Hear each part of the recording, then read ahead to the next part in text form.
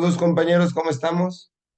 Estamos ahora ya trabajando la tercera sesión de la materia.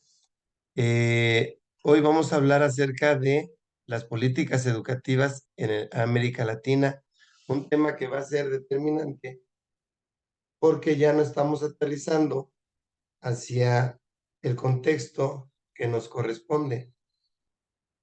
Hemos pasado desde la visión en abstracto de lo que son las políticas públicas, educativas. Hemos hablado en abstracto de inclusión, equidad, pero ahora vamos a evaluar cuál es la situación en estas materias, en estos rubros, en el continente americano y en particular en América Latina, que digamos entonces es lo que enmarca nuestra realidad social, política, económica, etcétera. Muy bien, ¿qué tenemos para iniciar? Antes de trabajar de fondo la situación en América Latina, tendríamos que comprender que ha habido diferentes generaciones de reformas educativas. Y estas generaciones, en total tres, estas generaciones de reformas educativas de las que vamos a abordar, eh, comienzan a partir de los años 80 y no es gratuito, no es algo, digamos, casual que sea en la década de los 80. ¿Qué pasó?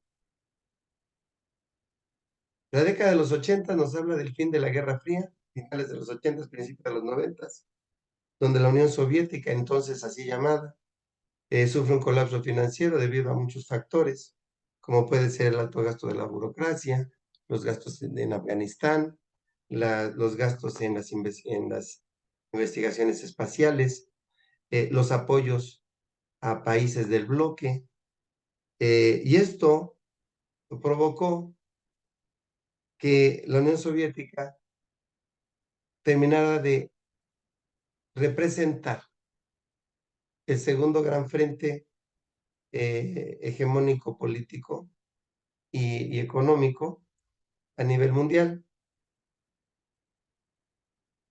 Y permitió además que el modelo económico neoliberalista, junto con su efecto de globalización, se abriera paso en el mundo, impactando a todas las sociedades. Y entre las características justamente del fin de la Guerra Fría y el dominio del modelo neoliberalista, modelo económico neoliberalista, vamos a tener, como lo dice aquí en la diapositiva, un desmantelamiento del Estado benefactor. Y aquí es donde nace la nueva generación de reformas educativas. Características. Se abandona ese Estado benefactor, fin del modelo keynesiano, es decir, ¿qué estamos hablando con esto? La intervención del Estado, la intervención en la economía se va a reducir, permitiendo que sean los factores de libre comercio los que determinen el comportamiento político, social, económico, pero además filtrándose también en el aspecto cultural. Esto no está desvinculado de los procesos educativos, porque por supuesto la escuela va a jugar un papel muy importante, determinante en la conformación de los futuros empleados, los futuros agentes económicos que van a intervenir en la economía, pero desde esta nueva visión donde se abandona el keynesianismo, es decir, esta intervención del Estado que coadyuva a garantizar beneficios sociales, mejoras económicas, desde el intervencionismo estatal. El Estado entonces se va a reducir y va a permitir además el grupo de derecha. La visión empresarial va a predominar sobre los criterios de configuración de políticas públicas.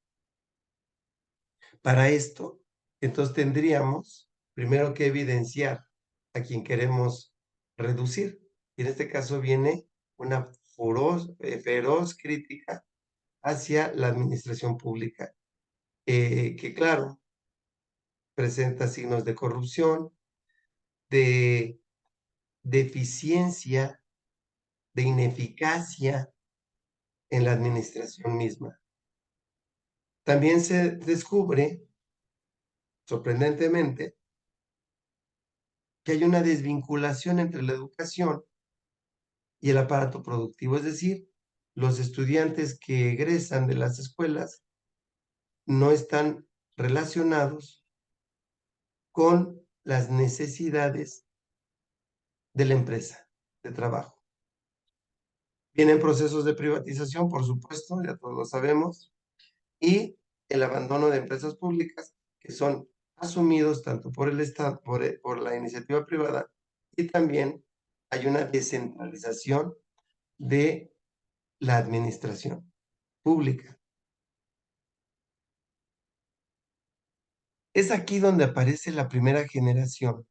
Bueno, y esta característica, esto que están viendo en la pantalla, realmente va a permear en todas las generaciones de reformas educativas. Iniciaríamos justamente con la primera de los 80, ¿no? ¿Cuáles van a ser las características del cambio de la educación, de estas reformas de la educación? No nos perdamos de vista, es la empresa, los criterios del mercado, abonados al papel de la educación. Es decir, la educación ahora tiene que responder a estas necesidades de mercado, desde una visión de abandono o restricción, no abandono, de restricción del Estado y, por supuesto, obviamente, desde la desregulación de muchas de las actividades que en el país se vengan generando. El Estado se hace pequeñito y va a entrar entonces los intereses de particulares. Obviamente, digo, nadie puede sospechar lo contrario, claro, relacionado con los grupos empresariales de derecha. América Latina así funciona, así ha funcionado. ¿Qué cosas tenemos entonces con esta primera reforma, esta primera generación de reforma educativa correspondiente a la década de los 80? Y aquí les voy a pedir, si, si, si lo vivieron, que vayan pensando si pasó en México, porque esto que pasó en América pues, Latina, pues obviamente, incluido nuestro país. Entonces ustedes van a poder checar si estas características ustedes las vivieron en su desempeño docente, digo, si tienen la edad, a lo mejor en esos tiempos ni había nacido. Características. Va a haber cambios de estructura de las escuelas, y no solo de las escuelas, de los sistemas de salud, de los sistemas de servicios en general. que van a tener una necesidad de eficientar sus actividades. El Estado o gobierno central van a transferir a los estados, a las provincias y comunas la gestión y administración de servicios educativos. Es decir, ya no se va a controlar desde el interior, sino se va a abrir. Se va a abrir a nivel, en el caso de México, pues, desde la federación. Los estados van a asumir papeles eh, de gestión y control de la educación. Eso pasó en todos lados. Ya saben lo que recién pasó en Chihuahua, ¿no? Con respecto a los libros de texto gratuitos. Son sus capacidades. La política educativa va a buscar ampliar la cobertura y acceso de la población a la educación primaria o educación básica. Se va a buscar también, porque es decir, mejorar, se va a buscar la eficiencia de servicios educativos, asignándole ahora recursos. Es decir, la escuela va a asumir un papel determinante y el Estado lo está ubicando como una necesidad, pero yo cuestionaría más que de desarrollo humano, más que como un indicador de desarrollo humano, sino como una necesidad con respecto a la mejora del aparato productivo, entendido que la escuela, decíamos, como la gran generadora y educadora de empleados.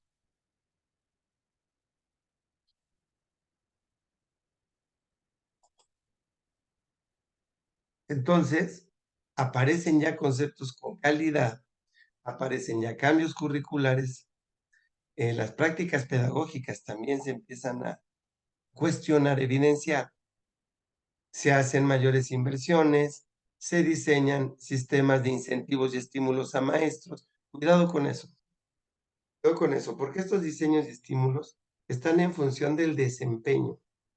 Es decir, que ahora una prestación va a tener que ser ganada y evidenciada por el maestro.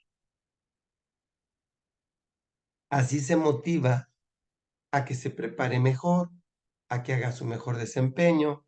De alguna manera se está cooptando el trabajo del docente eh, a través de el condicionamiento de estímulos. Vienen diseños de evaluaciones de rendimiento escolar, tanto de alumnos, y también evaluaciones con los maestros. Es decir, se empieza a medir qué se está haciendo en las escuelas, tanto en todos los aspectos.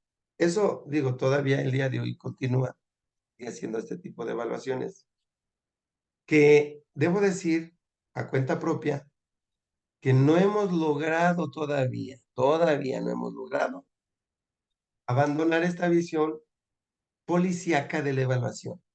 Esta visión, diría Michel Foucault, desde un panóptico. Todavía el desempeño docente y la cuestión del rendimiento académico todavía se sigue cargando como un elemento castigador. Todavía pasa. Las reformas entonces de generaciones, no comenté hace ratito que era la que estábamos viviendo, era la de las noventas con la calidad, la evaluación, con el cambio de currícula, eso fue en los noventas, y luego nos vamos al 2000 con la tercera generación de reformas educativas, donde ahora van a colocar a la escuela al centro de la transformación. Esto todos lo conocemos. Y también algo que es importante decir, que estos reformas educativas a partir de estas generaciones, 80s, 90s, 2000, también tuvieron una característica, el deterioro en la imagen del docente a nivel social, sobre todo ya en la tercera generación, viene un cuestionamiento feroz, sanguinario, contra los profesores. Se les culpa del fracaso, no solo académico, no solo escolar, sino también social. Recuerdo que en alguna junta, no recuerdo si de colegiado o de consejo técnico, alguien comentaba: profesores, ustedes se dan cuenta que los narcotraficantes alguna vez estuvieron en un salón de clase y hubo un maestro que tuvo la oportunidad de haber salvado a esa persona de caer en las garras de la delincuencia. Híjole,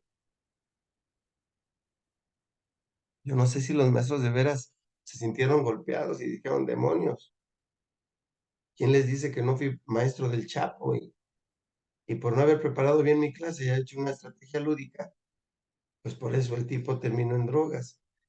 Ah, el Estado se fue sobre el docente y sobre obviamente los sindicatos en esta visión neoliberalista. Con toda los medios de comunicación al servicio de un Estado privatizador. Y al hablar de un Estado privatizador o de un Estado neoliberalista, pues estamos hablando de un Estado que se come a sí mismo, de un Estado que se empieza a abandonar a sí mismo, entregando las riendas de la sociedad a la empresa, pero y sobre todo al mercado, a las leyes de mercado. Se dice a las leyes de libre mercado. Bueno, eso de libre también hay que cuestionarlo, ¿no? ¿Qué tan libres funcionan los mercados a nivel mundial? Y también se empieza a configurar por encima de un Estado nacional, un superestado, con intereses supranacionales. Porque, cuidado, el neoliberalismo requiere de la libre circulación de mercancías a nivel mundial o global, pero la mercancía no va sola. La mercancía tiene que ir acompañada de un proceso ideológico, cultural, que mine la esencia local de ideología y de cultura. Es decir, para circular libremente una hamburguesa de McDonald's, lo primero que necesito es que haya una cultura de consumo de hamburguesas de McDonald's.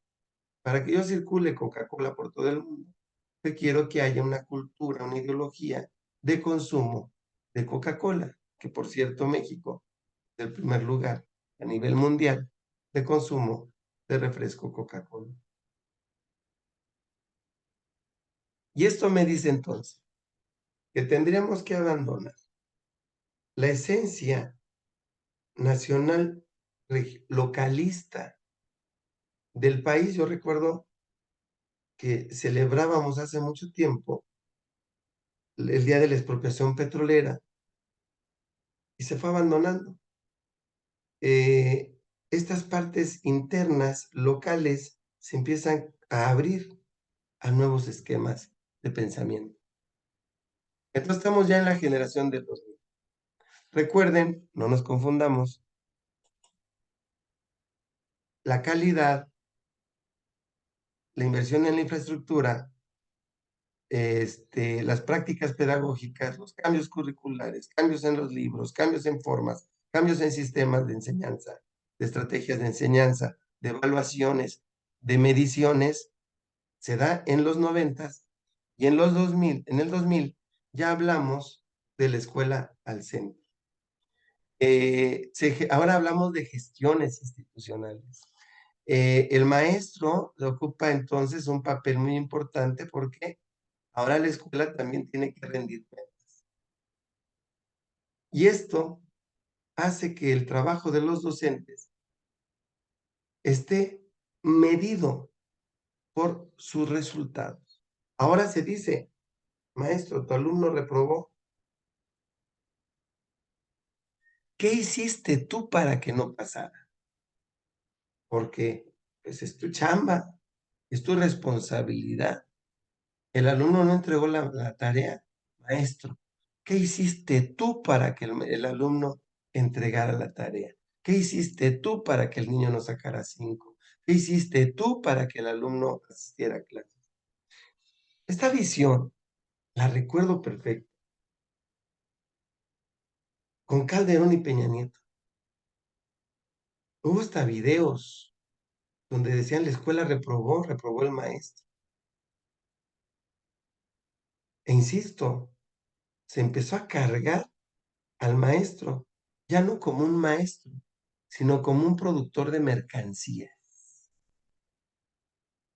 Ahora el maestro produce mercancías que tienen que ser de calidad. La escuela se empezó a medir. Ok, queda enmarcado entonces que en América Latina hemos vivido 3 generaciones de reformas educativas que están relacionadas con el fin de la Guerra Fría y la aparición y la consolidación del modelo económico neoliberalista que pide, recordamos, sus orígenes en el liberalismo económico de Adam Smith, que pide la eh, la limitación en las acciones del Estado y además, ahora en el neoliberalismo, ubicar al Estado al servicio de las necesidades de mercado, eh, con todo lo que esto conlleva. Y la escuela aquí está sumando un papel determinante.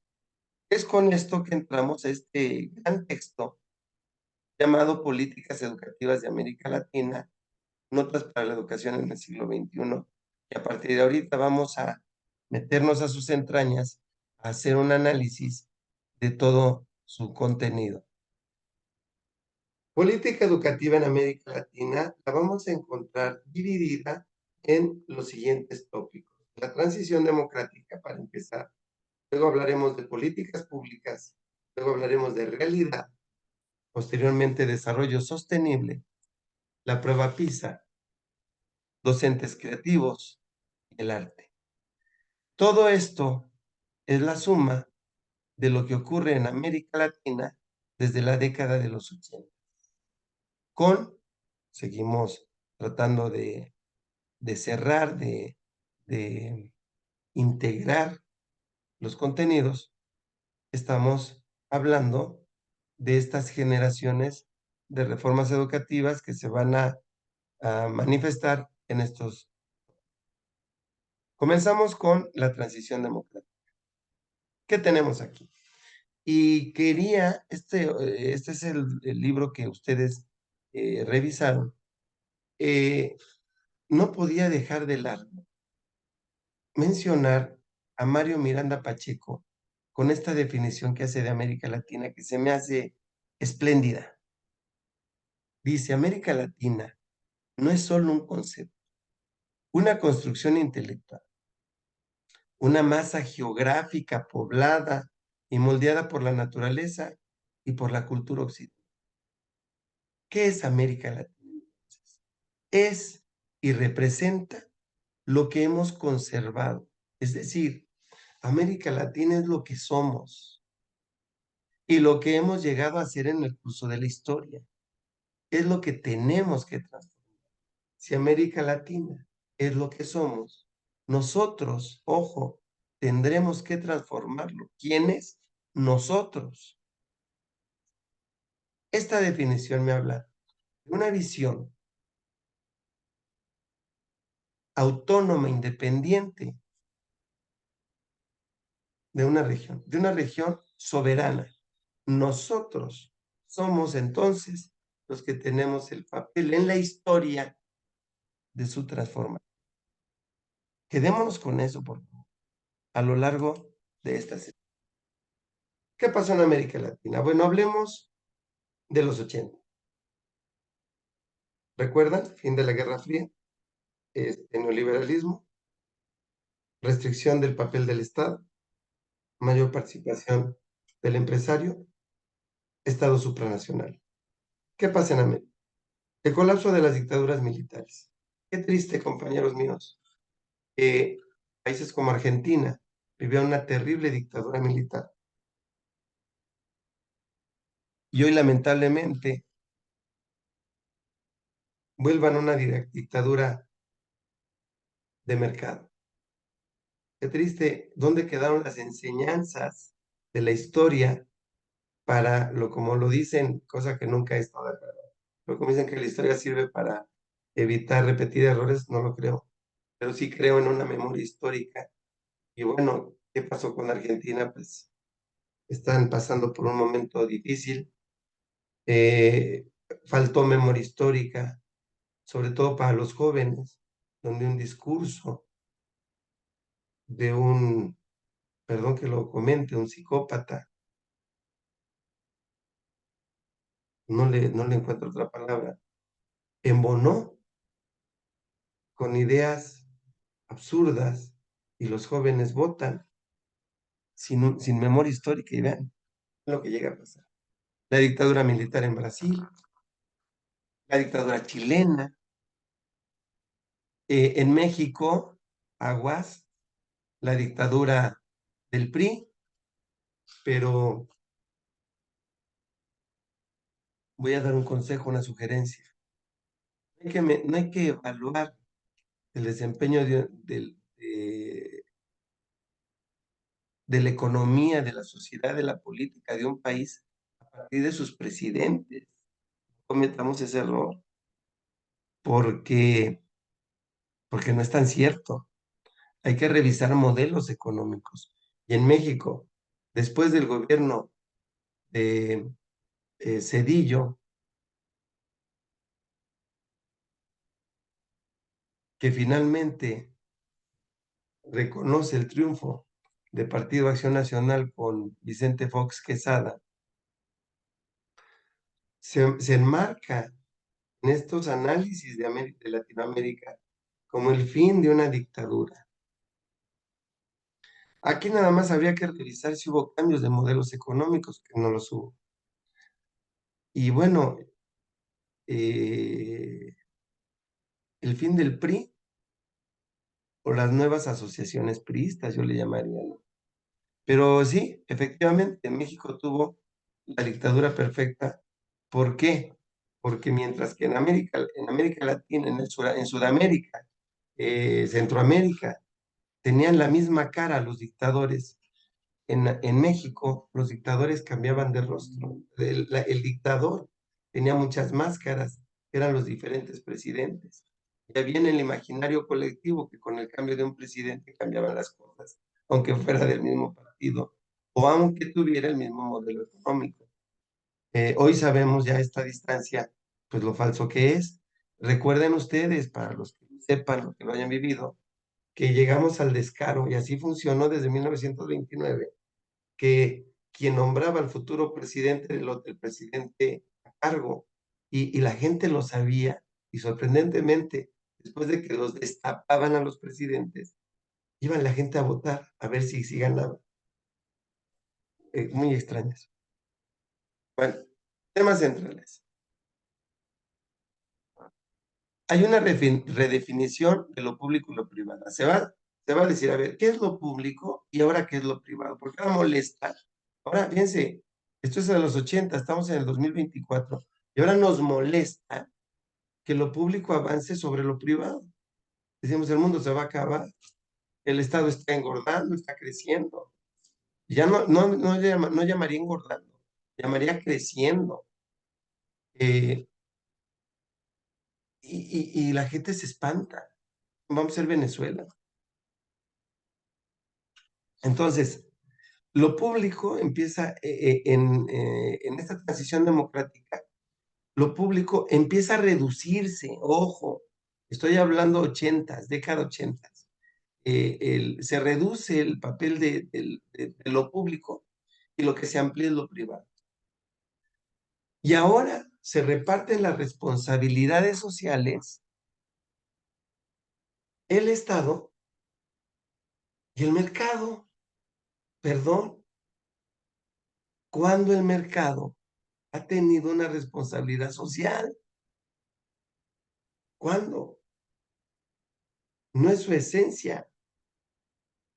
La empresa privada, su esencia, es la utilidad y la ganancia. Así funciona, es su esencia. La esencia de un tigre es comer carne. La esencia del Estado, la esencia, ya en su aplicación es otra cosa, pero la esencia del Estado es el beneficio social, es el atender las demandas sociales, sin visión utilitarista, sin visión de ganancia. Ceder un papel de responsabilidad social al mercado es como encargarle a un tigre que me cuide un borrego, pero que no se lo vaya a comer. Con todo lo que esto conlleva. Piensen y por favor, échenle un ojito y revisen las escuelas de gobierno. ¿Cómo están? Y si todavía tienen un poquito más de tiempo, revisen las escuelas particulares, ¿cómo están? Y me cuestiono algo. Las dos son escuelas. En las dos hay estudiantes.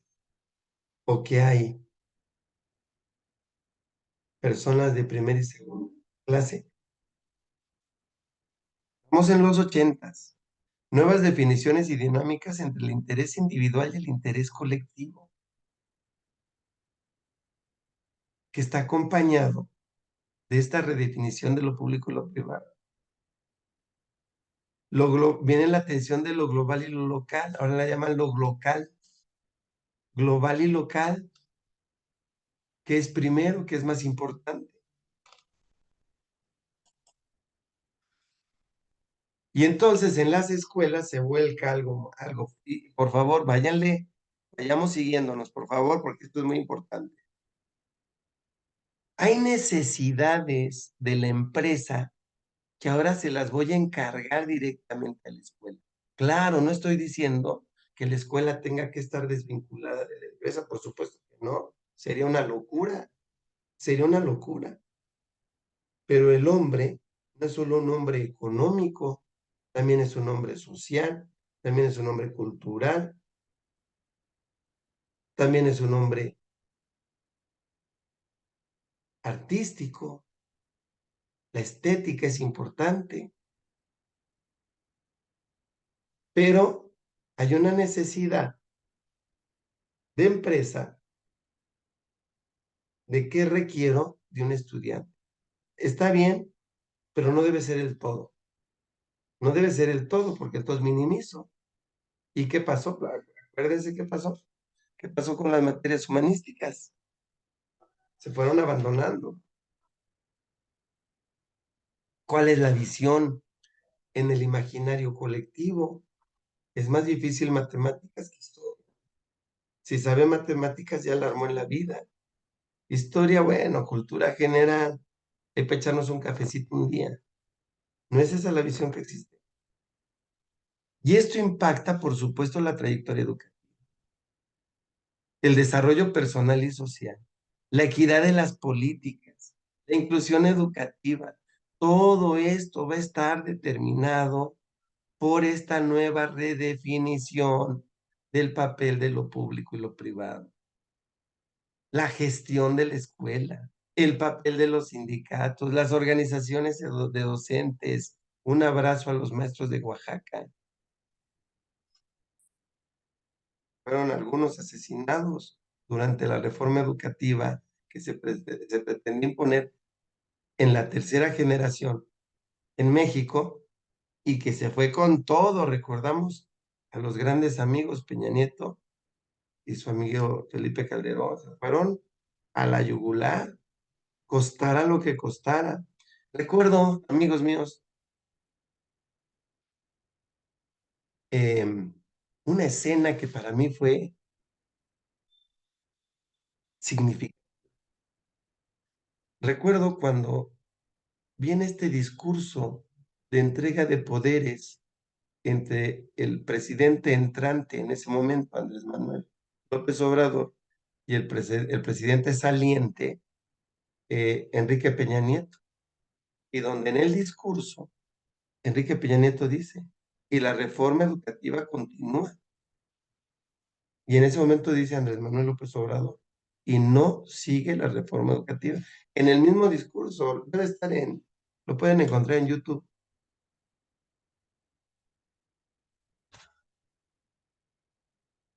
¿Cómo le fue a los sindicatos? ¿Cómo les fue a los sindicatos? Y aparece un concepto precioso, la sociedad del conocimiento, y aparece algo también muy precioso, las tecnologías digitales. Los cambios constantes, es decir, la habilidad del conocimiento y las prácticas sociales culturales, el fin del estado de bienestar, el cuestionamiento de organizaciones sindicales, Compañía de Luz y Fuerza, el sindicato de maestros y empresas productivas flexibles. Y algo que les recomiendo leer a Zygmunt Bauman, que a mi juicio, Sociedades Líquidas, mi juicio para su análisis le faltó nada más un elemento que sustentara esta nueva visión líquida de la sociedad. Falta una parte para Bauman, considero modestamente, que es eh, acompañar su análisis con los cambios que de estructura el neoliberalismo estaba generando e impactando en las sociedades. ¿Cómo no va a ser líquida la sociedad si en el neoliberalismo la economía era líquida? ¿Quién pensaba en la actualidad jubilarse en un trabajo? Me refiero a los jóvenes. ¿Qué seguridad tenían en un empleo? Y entonces todo esto va a transformar el pensamiento para acomodarse a esta nueva realidad económica. Entonces, si el mercado es muy líquido, les recomiendo un documental que se llama La Corporación. El mercado es un psicópata, la corporación, la empresa es psicópata. Entonces había que acompañar esta lógica psicópata hacia a normalizarlo, a naturalizarlo. Entonces, si no hay trabajo, pues ¿qué quiero yo, joven, hacer mi empresa? Si no hay estabilidad, pues no quiero permanecer en un trabajo.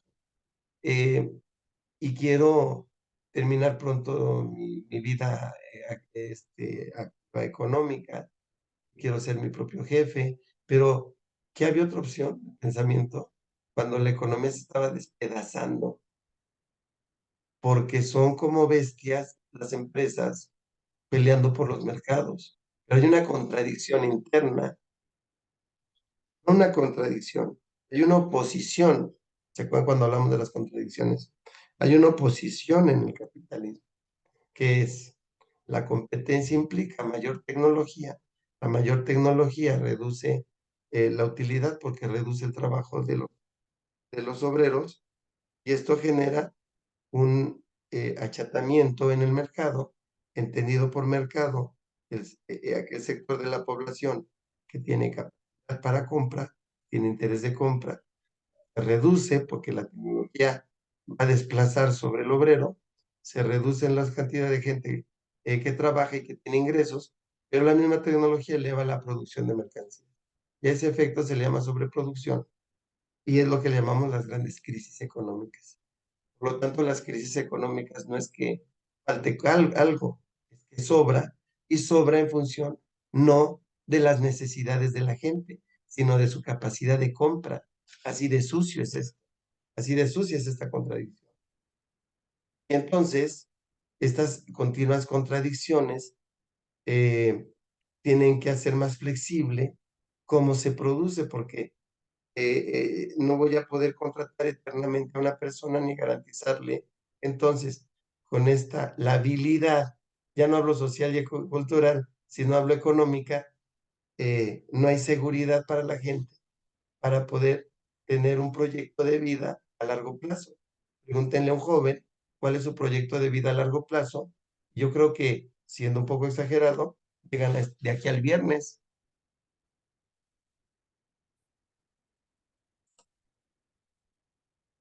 Como decíamos, no solo se va a ver al maestro como, vamos con el neoliberalismo, su impactante llegada a América Latina, obviamente también a nosotros, México, incluidos. Eh, pero entonces viene una brutal desvalorización de la práctica, por supuesto, pegarle al maestro. Y el maestro lo permitió. Oigan, cuidado con eso. Necesitamos maestros críticos, no reproductores. Conciencia, no sé si llamarle conciencia gremial, no, pero tengamos cuidado los maestros, que muchos maestros se la compró o ejerció esta desvalorización sobre sus propios compañeros. ¿Qué pasó ahí? Muchos querían ganarse la estrellita en la frente de ser maestros de calidad. Tengan cuidado con eso, con estas reproducciones ideológicas. La multidimensionalidad. El aula como espacio ecológico le empezaron a ocurrir un montón de cosas. Se agregaron muchos acontecimientos y tareas diferentes que empezaron a sobrepasar la capacidad del maestro. Y andamos por ahí, ¿no? 20,000 cosas fueron responsabilidad del maestro. Bueno, ahora el maestro es el responsable, que el niño esté feliz. Ahora se cuestiona, maestro, ¿y por qué mi hijo no es feliz? ¿Por qué no está feliz en su clase? ¿Qué está pasando conmigo? Muchas cosas pasando al mismo tiempo. Y además, la inmediatez.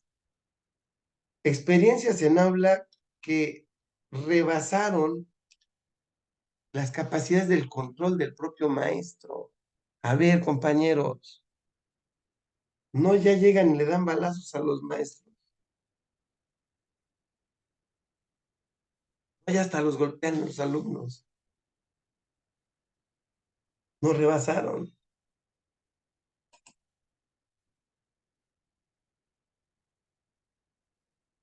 Ya no había nada que pudiera ser previsto.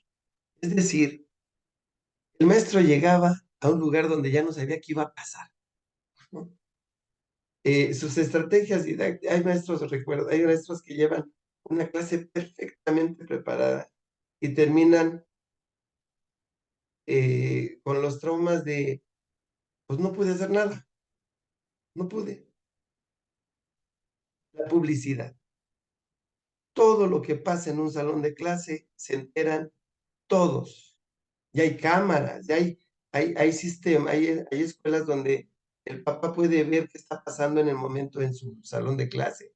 Terrible. Digo, no terrible porque haya que esconder algo, sino esta exposición va a presionar, a tensar las relaciones entre estudiantes, maestros y el acto educativo, puestos en un aparador, pero además en un aparador de jueces, ¿no? Sería interesante que en todas las empresas yo me metiera a ver como Big Brother, me metiera a la tele, a ver qué está haciendo una persona siendo grabada todo el tiempo en su clase. Somos humanos, somos humanos. Y cuando está uno mucho tiempo dando clase, muchas horas del día, empieza a salir más lo humano, ¿no? Hablar un chiste, este, platicar un poquito de otras cosas. Y entonces ahí estaba el ojo castigador. A ver, maestro, usted lo que tiene que hacer ahorita es subtema 1.1, eh, eh, el objetivo, márquelo en el pizarrón y ponga esto, esto.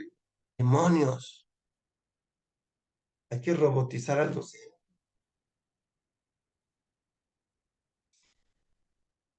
Su pase de lista, el objetivo en el pizarrón, los contenidos, saludo, revisión, limpieza, bla, bla, bla, bla, bla. La educación es un acto de humanos.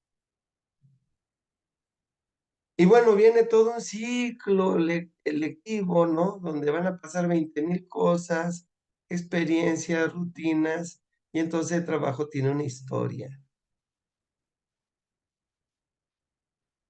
Leo, la educación es el proceso social que reproduce y establece los saberes, conductas, valores y capacidades que se pretenden pasar de una generación a la siguiente.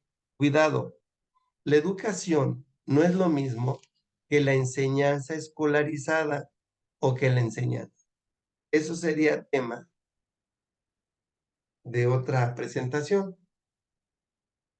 La educación ocurre a nivel social.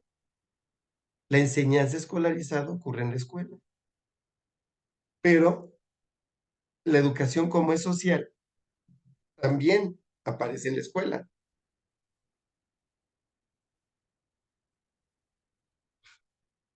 ¿Quiénes estarían involucrados en el fenómeno educativo? Todos, todos. Pero hablemos de tres elementos particulares: la familia, la escuela esto es interesante, hablan de la televisión.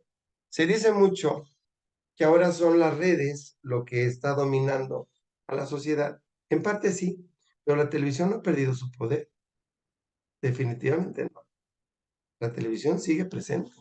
Vean, si no, prendan las noticias en la mañana y solo les van a hablar de muertos, balazos, ahorcados, suicidios, viejitos que se quedaron en la calle. Solo se habla de eso en las mañanas. ¿Para qué? Para que yo salga a la calle cuidándome que no me pase nada de lo que vi en la televisión. Y eso se va a repetir todo el día, todo el día. ¿Saben cómo se llama eso? Y lo vamos a ver más adelante. Construcción de miedo. Yo necesito que mi sociedad tenga miedo. Recuerdo una ocasión, una noticia a nivel nacional, Televisa. La noticia que la transmitieron, la repitieron hasta la náusea, a nivel nacional, es que un señor, chofer de un camión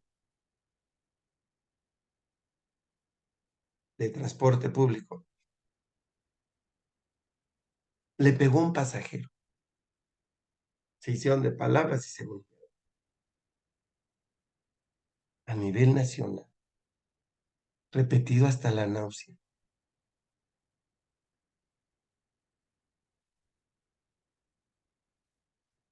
Y como esas, que un perrito lo tenían amarrado en una azotea y no le daban de comer.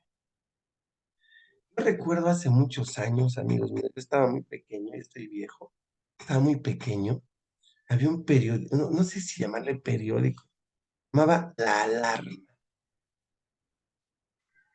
Ustedes leían La Alarma, terminaban llorando. Ya está así los medios de comunicación, la televisión, que no las redes, la televisión ha vuelto un generador de miedo. ¿Para qué? Estoy hablando de México, pero también pasando por América Latina. ¿Para qué? Se los dejo de tarea. Y finalmente, en estas transiciones, lo que vamos a tener es una condición estructural de la desigualdad social. Es decir, el neoliberalismo va, no va, se soporta en una condición de estructura de desigualdades sociales. Se estructura, se comporta ahí. Fíjense, regresemos por favor. Si es una condición del sistema, la desigualdad es de estructura que pasa entonces con la escuela, la familia y los medios de comunicación, que es lo que van a reproducir. Y curiosamente, vámonos al absurdo, película de Juan Orol, vámonos a hacer películas de Juan Orol. El neoliberalismo genera una estructura de desigualdad, la requiere, y al mismo tiempo le pide a la escuela la inclusión y la equidad. Y ahora la escuela y el maestro es responsable de incluir y que sea equitativo el proceso educativo, aunque venga desde atrás la desigualdad por las leyes del mercado. Y si el maestro no cumple con eso, entonces viene el gran fracaso de la educación. Y si antes la escuela dominaba, controlaba, ahora ya no. Ahora ya tiene que haber un consenso entre los diferentes actores sociales. Bienvenido Grupo Vamos México, financiado por Estados Unidos, donde empiezan a intervenir. Bueno, recuerden, no querían meter a la gran empresa hasta en las escuelas públicas. Impresionante. Obviamente, obviamente, con todo lo que hemos platicado, los fines de los sistemas educativos van a cambiar ahora. Ya no la necesidad es que se incremente la cobertura. Ahora necesitamos que la calidad sea medida y para eso se van a meter pruebas estandarizadas internacionales. Esto es el preámbulo de nuestra última sesión, que será la próxima, cuando hablemos de las organizaciones internacionales que están metidas en la educación. Ahora la calidad educativa va a tomar fuerza, pero ¿cuáles son los indicadores de la calidad educativa? ¿Quién los determina? ¿De dónde vinieron? Entonces, nos pasamos de un Estado educador que ponía contenidos, métodos, programas educativos, a la de un Estado que tiene que trabajar la libertad, que ya nació ahorcada con la globalización y el neoliberalismo. Y le pido a la escuela,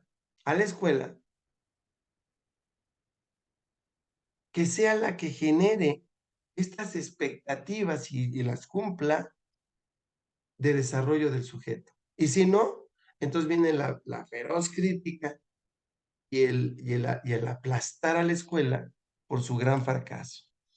Y entonces, nuevamente, la descentralización, el incremento de la participación social en la educación de actores, ya no solo el maestro, la extensión de los ciclos educativos y la extensión ahora tendrá que ser extender la obligatoriedad, la profesionalidad, claro, claro, el maestro requiere, y sí es cierto, pero vean desde qué connotación lo están haciendo, la profesionalización docente, ahora reglas para ingreso y promoción, de acuerdo, excelente, el desarrollo de sistemas incentivos, cuidado con eso, ya lo habíamos comentado, la gestión escolar, ahora que la escuela gestione, la información educativa y la equidad educativa, no a cargarle.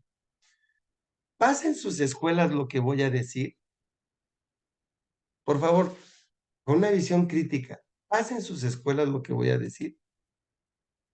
Se ha aumentado la cobertura y se ha mejorado la calidad de la educación de la primera infancia, sobre todo en los grupos en situación de mayor vulnerabilidad. ¿Sí pasa? Póngale palomita, póngale tache.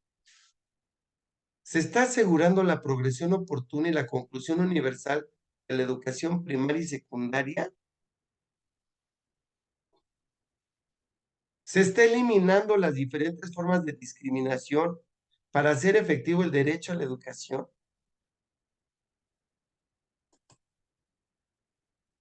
Se ha mejorado la calidad de los procesos educativos y los entornos del aprendizaje para cerrar las brechas en el acceso y la apropiación del conocimiento. Yo les voy dejando imágenes allá abajito. Miren, pues si no las estaban observando, vean las imágenes.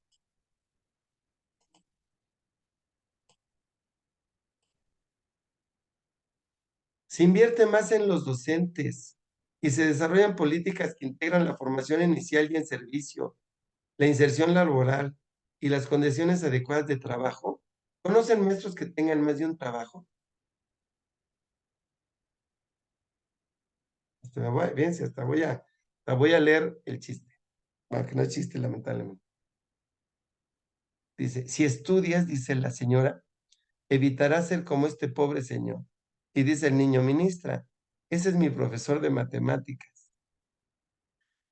Se ha aumentado la cobertura y mejora la calidad en la formación inicial y en servicio. Entonces, se desarrollan sistemas de apoyo que colaboran en las escuelas y docentes en la atención de la diversidad del alumnado.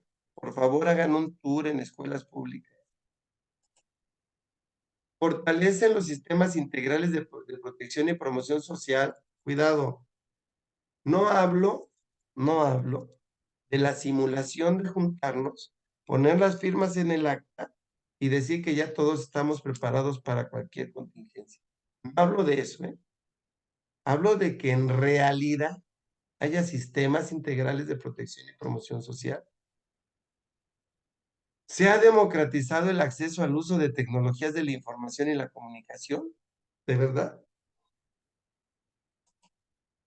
Se ha aumentado la inversión y se ha hecho más equitativo el gasto público en educación. Se ha desarrollado sistemas de información desagregada por factores de exclusión.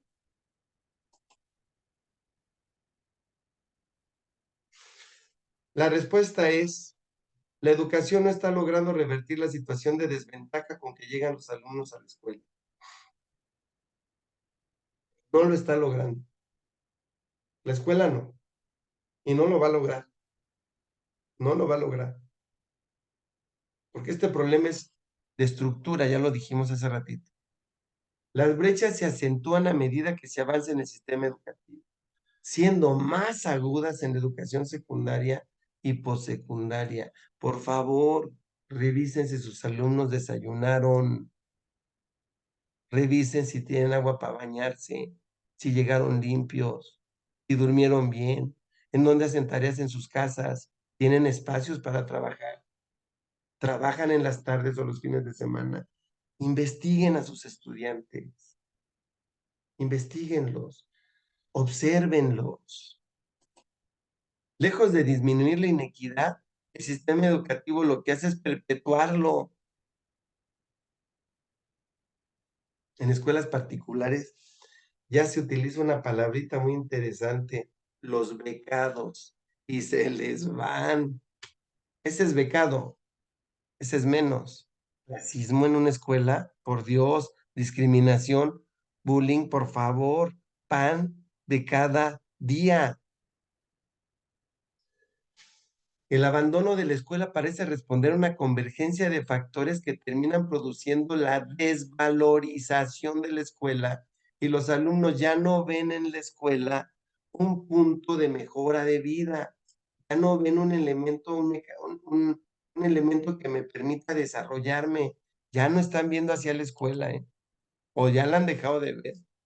Y los organismos internacionales y las pruebas estandarizadas se encargan de despedazar los resultados educativos. Ahí, y por una cuestión de tiempo, voy a nada más a mencionar algunas de las reformas educativas que ha habido en América Latina.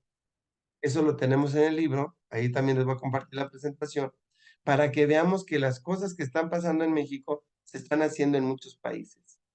Porcentajes de países que adoptaron, aumentar la pertinencia, cambios curriculares, respeto a la diversidad, ya vienen los países, mejorar la calidad, 100% los sistemas de evaluación, programas de mejoramiento, promoción de la equidad.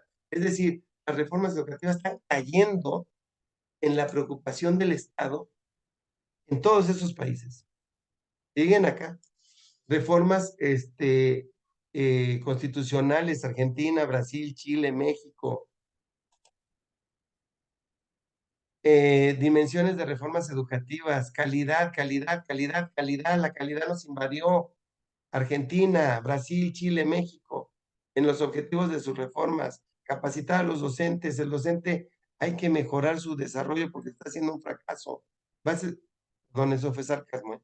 Base constitucional, vámonos, cambios a la Constitución, modificaciones legales, ingresos y promociones docentes, instituciones a cargo de evaluaciones, mejorar infraestructura. Es un golpazo, un desbordamiento desde no sé dónde, desde no sé qué parámetros, desde no sé qué lineamientos, dónde está su origen, que aterriza en América Latina, en todos los países. Ahora pasamos a las políticas públicas. Tenemos, y eso nos pasa a nivel social, el cambio de la modernidad a la realidad que es la posmodernidad, a lo que pensábamos que iba a pasar y no pasó. Y lo que no pasó es que soltamos una sociedad sólida y llegamos a una sociedad líquida, flexible, voluble, global. Los procesos de globalización significan estabilidad en el tiempo y proyección, pero ¿para quién? Para los incluidos. ¿Qué pasa con los excluidos? Adiós. Pero no dejo que se vayan así solitos. Los despido diciéndoles, pero te juro que quise ser inclusivo y equitativo. Si no pude lograrlo, es por el maestro que no se profesionalizó ni se actualizó. ¿Qué está construyendo las políticas? Estamos en políticas públicas. ¿Qué está viviendo la gente? Sociedades de miedo, lo había mencionado hace rato. Al abandono de un estado de bienestar, el individuo se ve solo frente al mundo. Ahora es mi responsabilidad tener empleo, estar educado, hablo de niveles de educación académicos, escolarizados, tener una buena casa, tener, etcétera, etcétera. Ya es mi bronca, ya no es del Estado. Y hay quien absurdamente dice, es que todo quieres que te lo dé papá gobierno. Recuerden cuál es la esencia del Estado. El Estado no es, a ver, los gobernantes no sacan el dinero de su bolsa, administran la riqueza nacional que es de todos nosotros. Todos participamos en la economía. Entonces el Estado administra lo que es nuestro, pero no, todo quieres que dicen, todo quieres que te lo dé el Estado. Oye, están manteniendo a los jóvenes, qué absurdo, a los ancianos, perdón, es el Estado, es su esencia. Y entonces el individuo se siente abandonado. Y estas percepciones subjetivas van a construir sociedades de riesgo que están estructuralmente basadas en la desigualdad social. Y lo que tendría que hacer una política pública es un efecto redistributivo, pero real. Hay que redistribuir la riqueza social. Fíjense los índices de desigualdad. Año 2002 a 2016. Observemos esto de favor.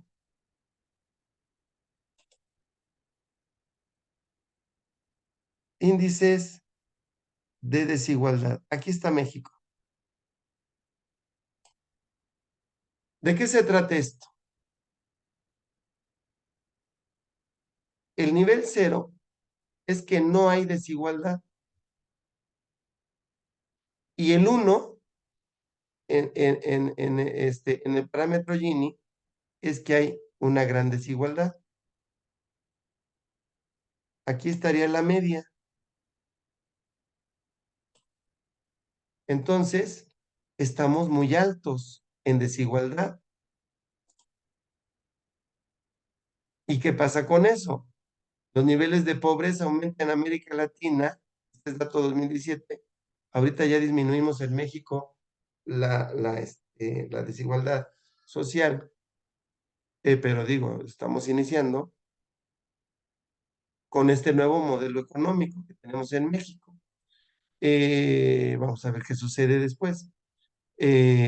Alcanzando al 30.7% de la población, cerca de 186 millones de personas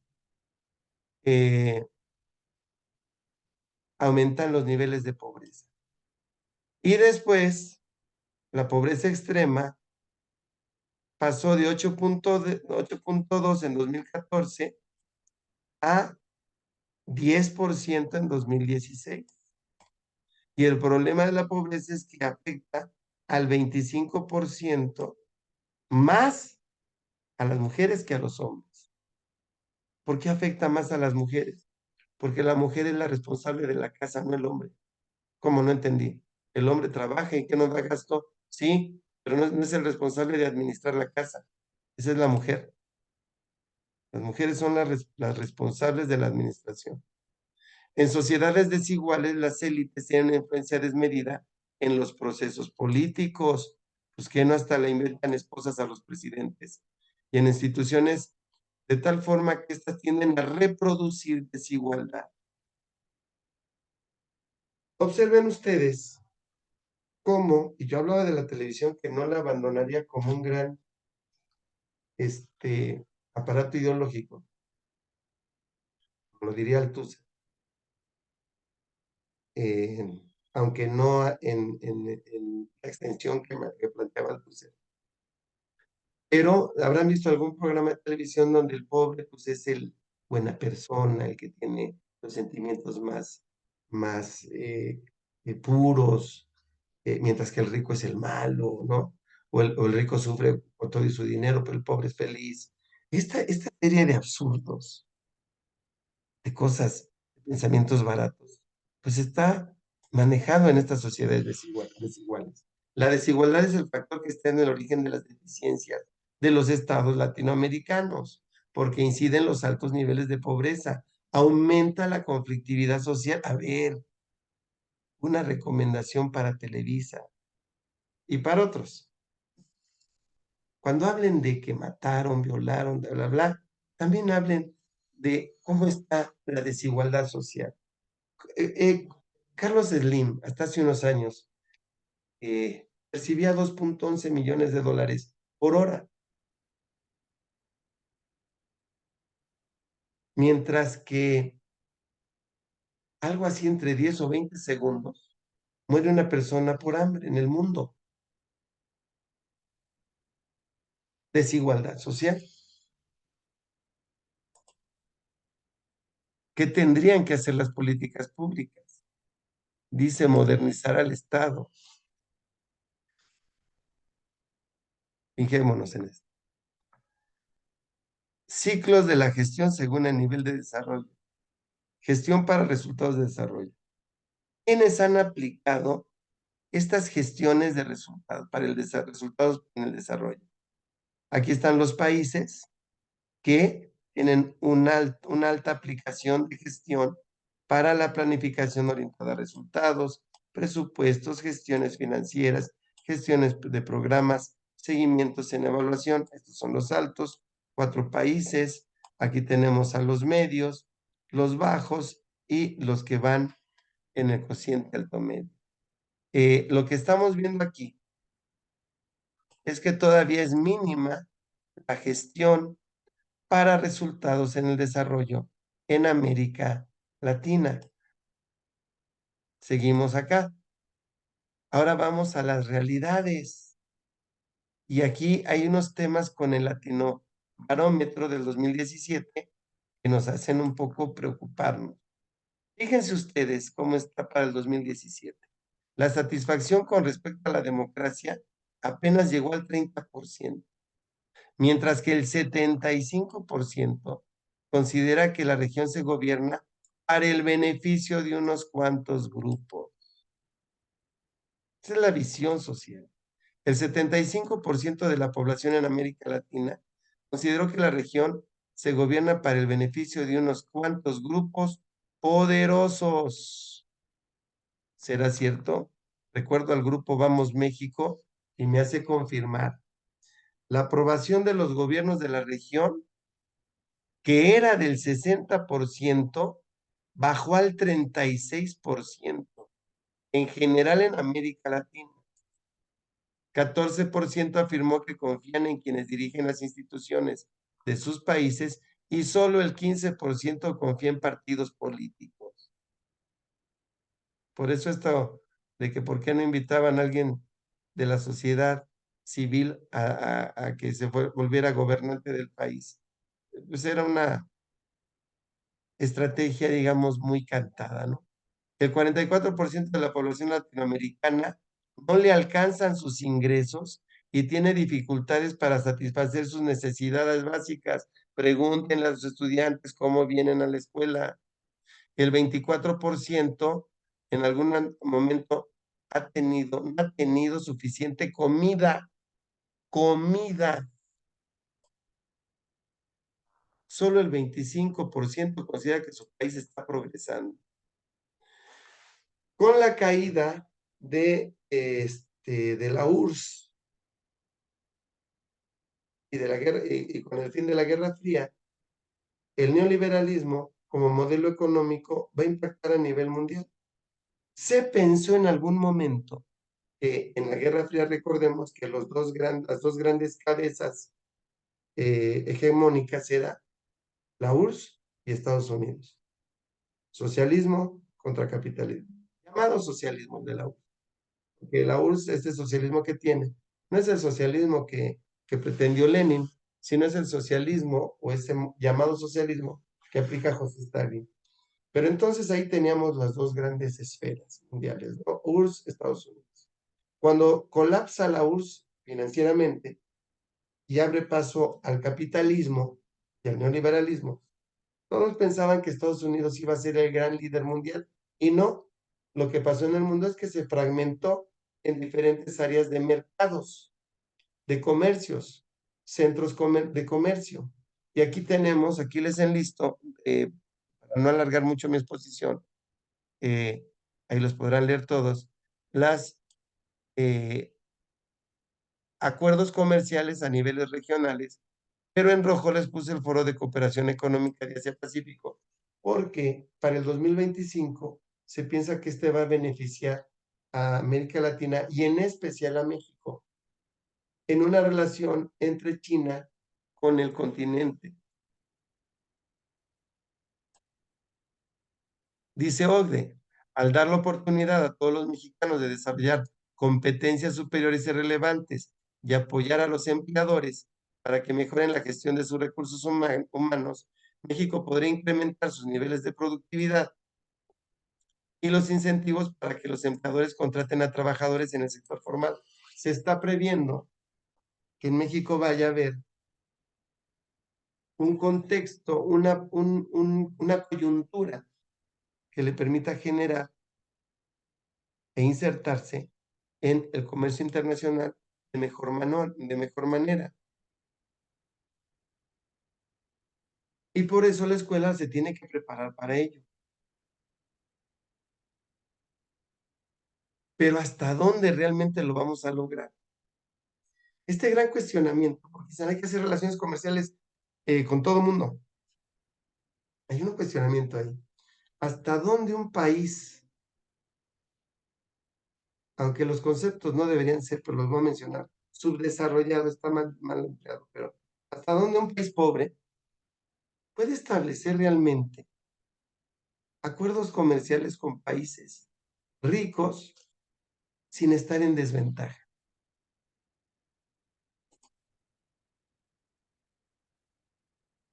¿Y hasta dónde tenemos sistemas de distribución equitativos en las políticas públicas a nivel estructural? Acá está que para el 2025 va a aumentar la clase media en China, llegando al 80%, y en esta necesidad de alimentos, México se está colocando como uno de los principales proveedores de alimentos. Aunque sea un crecimiento económico hacia afuera, bueno, pero puede permitir muchos beneficios. Las 20 economías emergentes del mundo, está México posicionado como uno de los grandes países que puede llegar a tener un gran desarrollo económico. Tenemos la posibilidad. liberación de mercados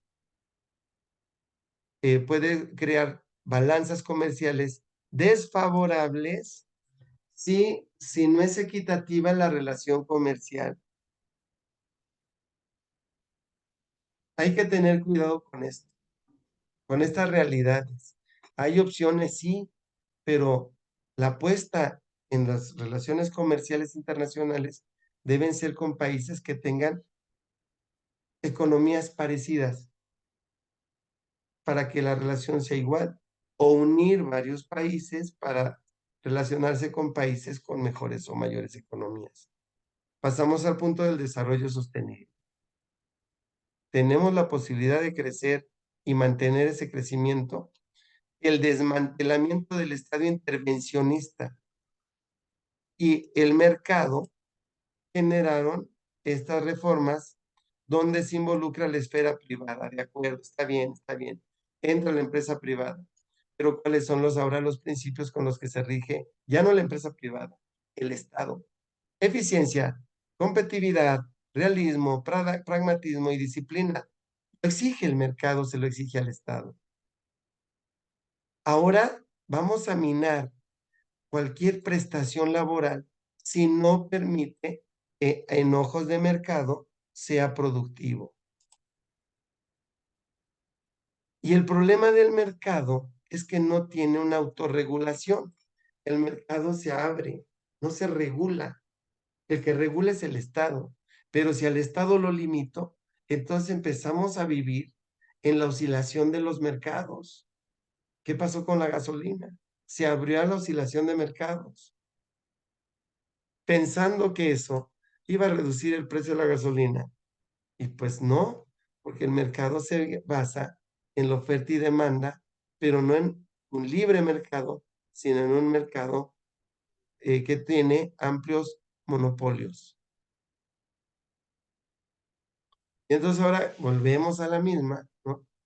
Que estamos buscando el desarrollo de la ciencia, la tecnología, la democracia y la equidad desde un lugar donde no nos corresponde.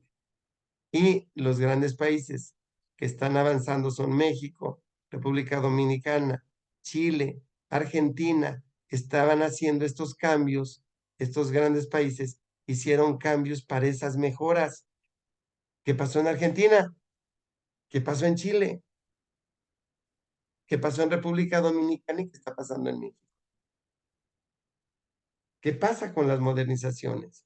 ¿Están dando los resultados que se esperaban? Ah, pero vámonos nuevamente a la educación.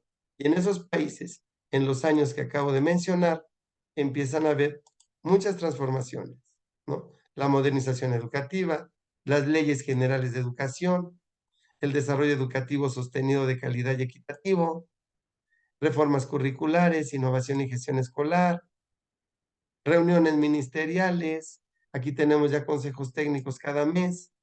Se desarrollan nuevas estrategias de enseñanza-aprendizaje, se le pide al maestro que haga cambios, se evalúa, ahora la evaluación está por encima de todos nosotros, se busca medir el estado real de la educación, diagnosticar para todo mundo, nos lo decimos de memoria, evaluación sumativa, formativa, diagnóstica, coevaluación, autoevaluación, heteroevaluación.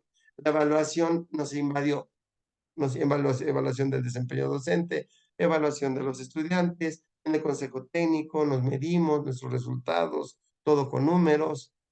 Se vuelve un derecho a la educación, pero un derecho de una educación que sea eficiente el proceso de la educación. La participación política, se quiere que la sociedad empiece a intervenir porque somos todos responsables de lo que pasa en el mundo. Vienen las reformas de la tercera generación, estamos hablando de incertidumbre, estamos hablando de en toda esta estructura de miedos, llegar a algo que sea cierto. En toda esta incertidumbre provocada por el neoliberalismo y el abandono del estado de bienestar, estamos buscando respirar. Y viene la Agenda 2030, ¿no? Donde nos dicen, nuestro desarrollo tiene que ser sostenible. Con todo este caos tenemos que llegar a tener un Estado sostenible, donde esté el Estado, el mercado y la sociedad presentes. El mercado ya no se nos va a soltar de encima. Avanzar en la articulación entre educación y empleo, fortaleciendo la educación técnica y profesional, asegurando la garantía de los derechos. No, no, no, una belleza. Y viene ahora las pruebas PISA. La prueba PISA, Programa para la Evaluación Internacional de Alumnos, que promueve la Organización para la Cooperación y el Desarrollo Económico, OCDE, tiene, y bueno, lo que platicábamos, ¿no? Se va a fijar en el lenguaje, comunicación, matemáticas y ciencias, porque es lo que requiere, son las necesidades empresariales. México está entre los últimos lugares, de acuerdo, hay que despedazarlo. Permítanme, quiero ubicarles a México. Aquí está México, entre los últimos lugares. Se habla del fracaso educativo, habrá, no, no tiene mucho que se dijo, ya vieron cómo está el país, cómo está perdido. Pero fíjense una cosa, compañeros, del 2000 al 2015, aunque México está entre los últimos lugares, tuvo un incremento en los puntajes en matemáticas importante, 21 puntos. Pero si nosotros solo lo vemos como un resultado global, pues sí, estamos en los últimos lugares, pero sí hay un avance en el país, sí se está trabajando en un avance. Tiene un comportamiento de mejora en la escala PISA de más 21 del 2000 al 2015, aunque en general esté en los últimos lugares.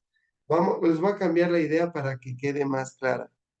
Tengo un estudiante que viene de Oaxaca y tengo otro estudiante que vivió en Estados Unidos y entramos a la clase de inglés. El niño que vive en Estados Unidos no se esfuerza nada, se esfuerza a 3 puntos para sacar 10. El niño que viene de Oaxaca, que apenas habla español, se esforzó 80 puntos para aprender de inglés algo. Su esfuerzo fue de 80 puntos. El otro fue de 3 puntos para sacar el 10. Y el niño de Oaxaca, que se esforzó 80 puntos en esfuerzo, de sacar 3, sacó 6. Pues sigue hasta atrás el niño de Oaxaca, ¿no? Sigue en 6. Entonces, realmente la evaluación se tiene que hacer desde el juego de carreras, es decir, que todos arrancan igual, o tenemos que entender desde dónde está arrancando cada uno.